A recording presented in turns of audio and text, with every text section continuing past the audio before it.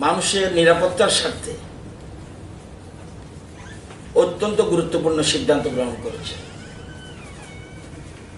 আজ মন্ত্রিসভা সিদ্ধান্ত গ্রহণ করেছে আগরতলা কর্পোরেশন এলাকায় আগামীকাল 26শে মে পর্যন্ত, আগামীকাল যে 26শে মে পর্যন্ত যে করোনা কারফিউ জারি করা আছে সেটা আরো কঠোর করে, বর্তমানে যেটা 26শে মে পর্যন্ত কালকে সকাল পর্যন্ত যে করোনা কারফিউ জারি আছে সেটা আরো কঠোরভাবে অন্যান্য আরবান এলাকাগুলিও আগামী 5ই জুন পর্যন্ত বর্ধিত করা হয়েছে। আগরতলা কর্পোরেশন বাকি সব আরবান এরিয়া সেটা আগামী 5ই জুন পর্যন্ত বর্ধিত করা হয়েছে। এই ক্ষেত্রে মুদি দোকান, সবজি, মাছ এই ধরনের জরুরি পরিষেবার জন্য যে সকল দোকান খোলা থাকতো সেগুলি এখন সকাল 6 ঘটিকা থেকে 12 ঘটিকা পর্যন্ত খোলা থাকবে। এরপর বাকি সম্পূর্ণ বন্ধ। সকাল 6 ঘটিকা থেকে সবার জন্য নয়, জরুরি পরিষেবা সবার জন্য নয়, জরুরি পরিষেবা বলতে মুদি, সবজি, ফল বা জরুরি পরিষেবা যেগুলি আছে সেগুলি শুধু সকাল 6টা থেকে দুপুর 12টা পর্যন্ত খোলা থাকবে, বাকি সম্পূর্ণ বন্ধ। এক্ষেত্রে প্রশাসন থেকে কঠোর পদক্ষেপ নেওয়া হবে, তল্লাশি সহ সমস্ত রকম কঠোর পদক্ষেপ নেওয়া হবে। সকলের সহযোগিতা আমরা কামনা করছি। সরকারি গাড়ি এবং হেলথ রিলেটেড গাড়ি ছাড়া সমস্ত যানবাহন বন্ধ থাকবে। ওই সময় যে 6টা থেকে 12টা সেগুলি জরুরি পরিষেবার গাড়িগুলি ওই সময় ভালো থাকবে, নতুবা হেলথ রিলেটেড গাড়ি এবং সরকারি গাড়িগুলি সমস্ত এগুলি যানবাহন বন্ধ থাকবে। সরকারি কার্যালয়গুলি জরুরি পরিষেবার সাথে যুক্ত অফিসগুলি মাত্র খোলা থাকবে। এছাড়া আরবান ছাড়া বাকি সারা রাজ্য, এখন পর্যন্ত আমি বলছি কালকা সকাল থেকে বলছি, সারা আরবান এলাকা, আগরতলা কর্পোরেশন সারা আরবান এলাকাগুলি করোনা কারফিউ জারি করা হচ্ছে। পৃথকভাবে নোটিফিকেশন, পৃথক নোটিফিকেশন বিজ্ঞপ্তি জারি করা হবে আজকে রাত্রি। আরবান ছাড়া বাকি সারা রাজ্য 27 মে সকাল থেকে করোনা কারফিউ 5ই জুন পর্যন্ত ঘোষণা করা হচ্ছে। এটাও পৃথকভাবে নোটিফিকেশন জারি করা হবে, পৃথক বিজ্ঞপ্তি এর জন্য জারি করা হবে। এবং শুধুমাত্র একই জিনিস, জরুরি পরিষেবা যুক্ত তথা গাড়ি, ওই যেটা সকাল 6টা থেকে 12টা পর্যন্ত সারা রাজ্যে, অর্থাৎ 27 তারিখ সকাল থেকে সারা রাজ্যে একই ধরনের হয়ে যাবে। শুধু মাঝখানে 26 তারিখটা শুধু আরবান এলাকাগুলি এটা খোলা থাকবে, এছাড়া সম্পূর্ণ বন্ধ থাকবে। রাজ্যের মানুষের নিরাপত্তার স্বার্থেই প্রশাসন এই কঠোর পদক্ষেপ নিতে বাধ্য হচ্ছে, কারণ মানুষের নিরাপত্তা সবার আগে। রাজ্য মন্ত্রিসভার আরেকটা সিদ্ধান্ত, কোভিড পরিস্থিতি যদিও অন্য রাজ্যের তুলনায় আমাদের রাজ্যে ভালো, তবুও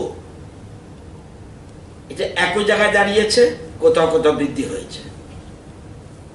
আগরতলা কর্পোরেশন এলাকায় যদি গত 7 দিন দেখি, 16 মে থেকে যদি 24 মে পর্যন্ত দেখি, তাহলে দেখা যাবে এই 7 দিনে পজিটিভিটি রেট বা 21.37%, 16 মে ছিল 17.22%, 24 মে হলো 22.82%। অর্থাৎ 7 দিনে গড়ে যদি ধরি 21.37%, কিন্তু 24 তারিখের 22.82 22.82% পজিটিভিটি রেট। এবং আপনারা যদি দেখেন জেলাগুলির চিত্র, ওয়েস্ট গত 7 দিনে ওয়েস্টে দাঁড়িয়েছে 12.32%,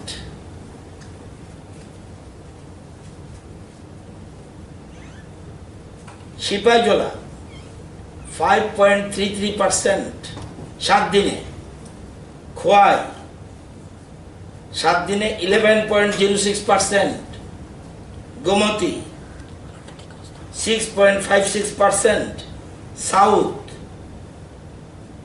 4.33%, ধলাই 5.01%, উনকোটি 5.17%, নর্থ 4.05%। এই যে টোটাল চিত্র দেখা যাচ্ছে, এটা ক্রমশ ঊর্ধ্বগামী, বিশেষ করে ওয়েস্টে এবং খোয়াইতে। অন্য জায়গাতেও পার্টিকুলার এরিয়াতে বহু ব্লকে অনেক বেশি রয়েছে।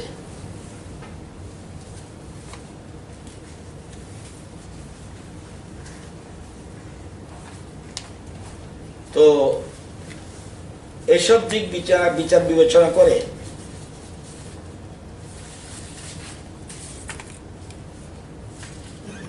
মন্ত্রিসভা কারফিউ চলবে, সেজন্য আরেকটা গুরুত্বপূর্ণ সিদ্ধান্ত রাজ্য সরকার গ্রহণ করেছে। এবং অতীতে কোনোদিন এই ধরনের সিদ্ধান্ত কেউ করেছে বলে আমার জানা নেই।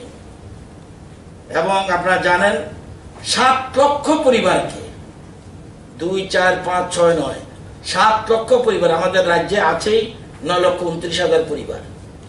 7 লক্ষ পরিবারকে, 7 লক্ষ গরিব পরিবারকে, নিডি পরিবারকে প্রত্যেকের অ্যাকাউন্টে 1,000 টাকা করে ডিবিটির মাধ্যমে পৌঁছে দেওয়া হবে। এর জন্য রাজ্য সরকারের ব্যয় হবে 70 কোটি টাকা।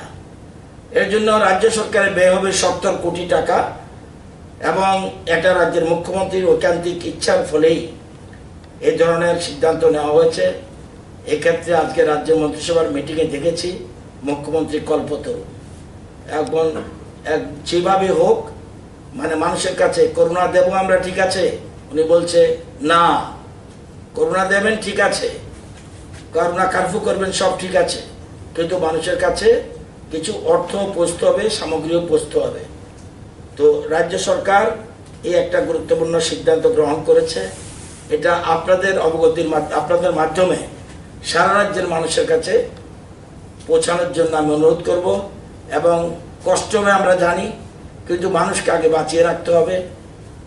অন্যান্য রাজ্যের তুলনায় আমাদের পরিস্থিতি ভালো হলেও আমরা সম্পূর্ণ নিরাপদ থাকতে চাই। আরও ডিটেলস আলোচনা হয়েছে এবং আমাদের যা যা স্টেপ নেওয়ার, সেগুলি স্টেপ প্রশাসনগতভাবে স্বাস্থ্য পরিষেবার সাথে, বিশেষ করে কোভিড রিলেটেড, এগুলি যা যা করে আপনারা দেখেছেন।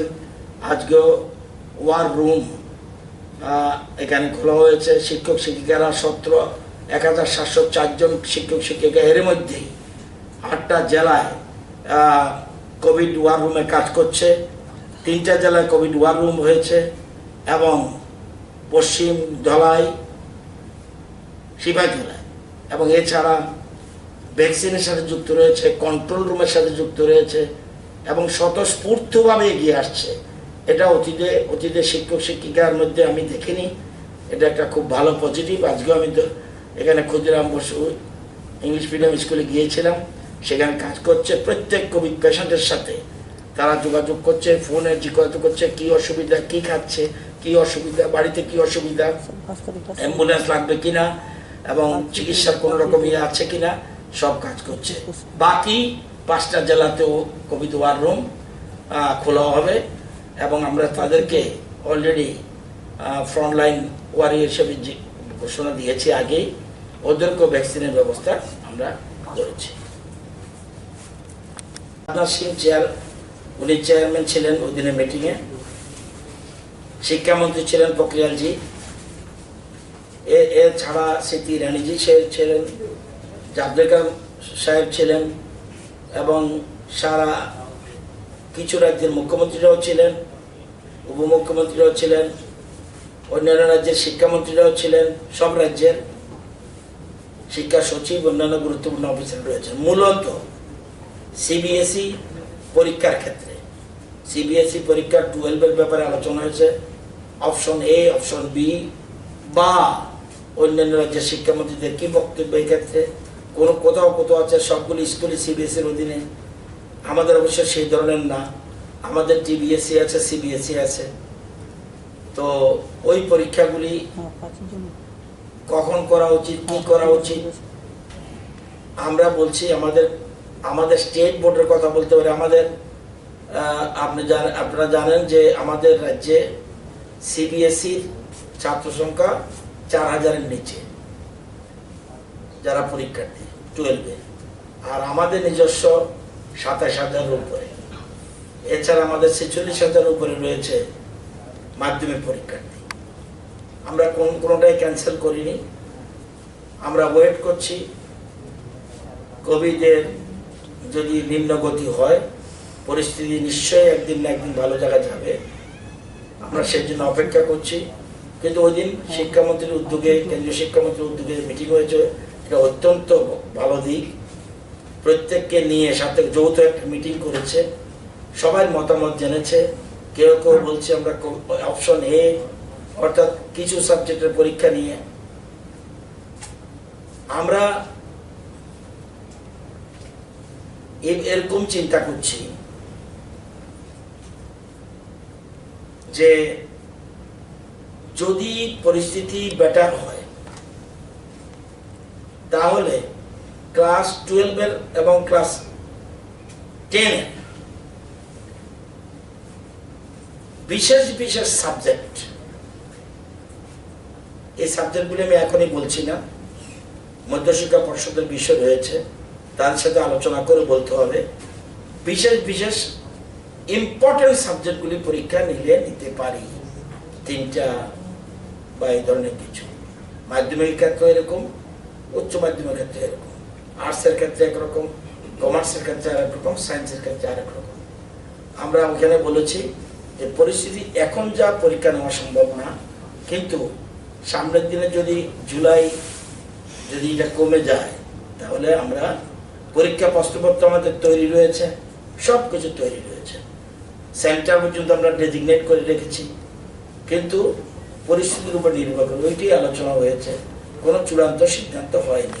এই আমাদের নিজস্ব কোষাগার থেকে 16,28,00,000 টাকা গিয়েছে এখন পর্যন্ত, যা দান আমরা ক্রয় করেছি। এবং প্রথম আমরা দান করেছিলাম বাজারে অনেক কম, কিন্তু আমরা দিয়েছি 17 টাকা 50 পয়সা কেজি। 19-20-তে সেই দাম আমরা দিয়েছি 18 টাকা 15 পয়সা পার কেজি, এবং 20-21-এ 18 টাকা 68 পয়সা পার কেজি। এখন এই যে বললাম, এবার আজকে মন্ত্রিসভা আরেকবার সিদ্ধান্ত নিয়েছে 20,000 মেট্রিক টন। আগে আমরা 60,000 মেট্রিক টন আমরা নিয়েছি, এবার আবার 20,000 মেট্রিক টন, এটা 18 টাকা 68 পয়সা পার কেজি। এতে ব্যয় হবে, কৃষকদের হাতে টাকা যাবে 37,36,00,000 টাকা 20,000 মেট্রিক টনে, এবং আমাদের কোষাগার থেকে যাবে 5,28,50,000 টাকা আমাদের কোষাগার থেকে ব্যয় হবে। সরকার আজকে মন্ত্রিসভা এই 20,000 মেট্রিক টন পারচেজ করার জন্য সহায়ক মূল্যে আজকে মন্ত্রিসভা অনুমোদন দিয়েছে। এটা ঐতিহাসিক সিদ্ধান্ত ত্রিপুরা রাজ্যের ইতিহাসে। এই সরকার ছাড়া অতীতে কোনো সরকার এরকমভাবে কৃষকদের হাত শক্তিশালী করার জন্য এই ধরনের গুরুত্বপূর্ণ সিদ্ধান্ত কোনোদিন গ্রহণ করেনি। এটা সম্ভব হয়েছে বিপ্লব দেবের নেতৃত্বে যে সরকার, বিজেপি আইপিএফটি সরকার, এটা তাদের দ্বারাই সম্ভব হয়েছে।